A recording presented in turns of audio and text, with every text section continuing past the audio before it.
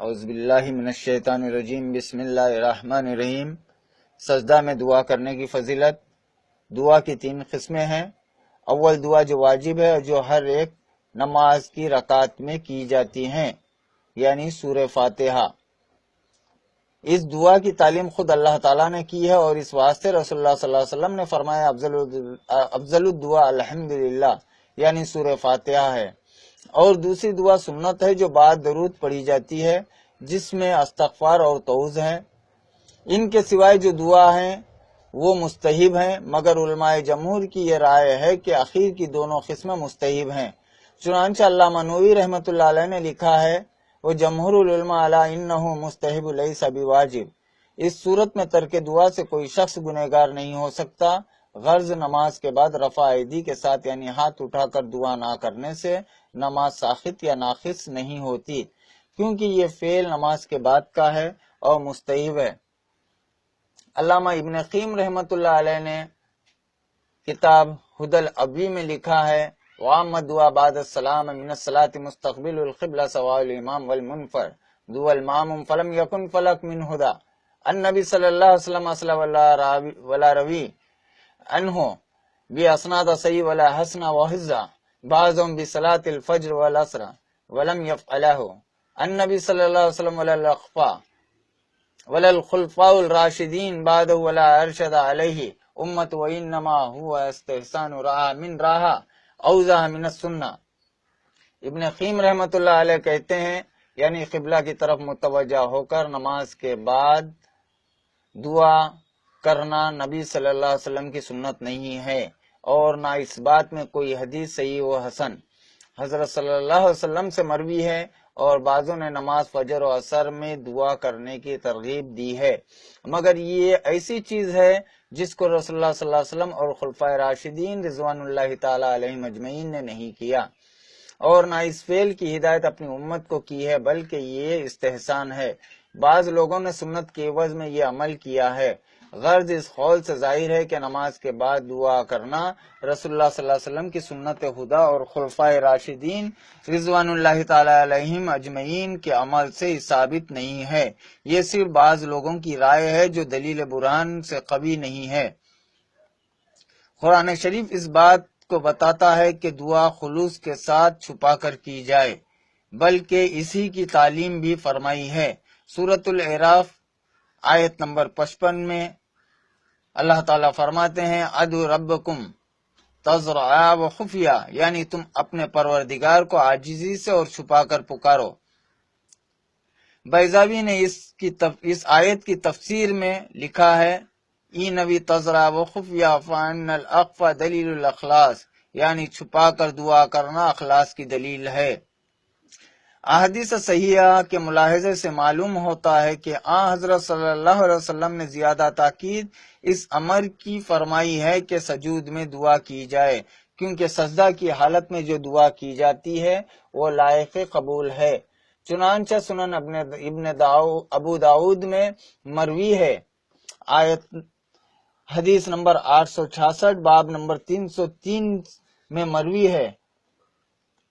ابی حریرہ ان رسول اللہ صلی اللہ علیہ وسلم قال اقرب ما یکون العبد من ربہ وہو ساجد فاکثر الدعاء، یعنی رسول اللہ صلی اللہ علیہ وسلم فرماتے ہیں کہ بندہ سجدے کی حالت میں اللہ تعالیٰ سے زیادہ قریب ہو جاتا ہے، پس تم سجدہ میں دعا کیا کرو۔ سنن ابو داود میں حضرت ابن عباس رضی اللہ تعالیٰ عنہ سے ایک اور روایت ہے کہ یعنی حضرت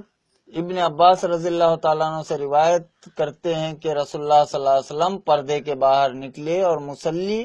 حضرت ابو بکر رضی اللہ تعالیٰ عنہ کے پیچھے صف باندھے کھڑے ہوئے تھے، پس فرمایا، نبوتوں کی بشارتوں سے صرف عمدہ خواب باقی رہ گئے ہیں، میں رکوع و سجود میں قرآن پڑھنے سے ممانعت کیا گیا ہوں، تم رکوع میں اللہ تعالیٰ کی تعظیم کرو اور سجود میں دعا کرنے کی کوشش کرو، کیونکہ یہ دعا قبولیت کے لائق ہے۔ سنن ابو داود باب نمبر 303 حدیث نمبر 866 میں یہ حدیث مروی ہے۔ علی راقی رحمت اللہ علیہ نے شرح ترمذی میں تذکرہ کیا ہے کہ اس میں کئی امور ہیں۔ اول یہ کہ بندہ کو سجدے میں زیادہ دعا کرنے کا حکم کیا گیا ہے، چنانچہ حدیث کا آخری فقرہ یہی ہے، اور اللہ تعالیٰ سوال کرنے والوں سے نزدیک ہے۔ چنانچہ فرماتا ہے، اور جا تم سے اے محمد صلی اللہ علیہ وسلم میری حالت سے میرے بندے پوچھیں، تم کہو میں نزدیک ہوں، دعا مانگنے والے کی دعا قبول کرتا ہوں جب وہ مجھ سے دعا مانگتا ہے۔ دوسرا یہ کہ سجود کی حالت ڈر اور ذلت و انکساری کی حالت ہے، کیونکہ سجدہ کرنے والا اپنا منہ خاک آلود کرتا ہے، اور ابن مسعود رضی اللہ تعالیٰ عنہ نے فرمایا ہے کہ اللہ تعالیٰ کو بندے کی عام حالتوں سے یہی حالت یعنی سجدہ کی حالت زیادہ پسند ہے، جب اس کا بندہ اس کے آگے اپنا منہ خاک آلود کرتا ہے۔ طبرانی رحمت اللہ علیہ نے یہ روایت کی ہے جس کا مفہوم یوں ہے، تیسرا یہ کہ سجود پہلی عبادت ہے جس کا اللہ تعالیٰ نے حضرت آدم علیہ السلام کو پیدا کرنے کے بعد حکم فرمایا ہے، پس اس عبادت کے ذریعے سے اللہ تعالیٰ سے قربت چاہنے والا دوسری عبادت کے ذریعے سے قربت طلب کرنے والے سے اقرب ہوگا۔ چوتھا یہ کہ سجود میں ابلیس کی مخالفت ہے، کیونکہ اس کا سب گناہوں کے پہلے یہی گناہ ہے کہ اس نے حضرت آدم علیہ السلام کو سجدہ نہیں کیا اور بڑائی سے اللہ تعالیٰ کی نافرمانی کی۔ غرض العراقی رحمت اللہ علیہ کی رائے سے یہ بات معلوم ہوتی ہے کہ سجود میں دعا بہتر ہے، کیونکہ اسی حالت میں وجوہ مذکورہ پائی جاتی ہے۔ بعض بزرگان دین سے ایسی روایتیں مروی ہیں جن سے ہاتھ اٹھا کر دعا کرنے کی سخت ممانعت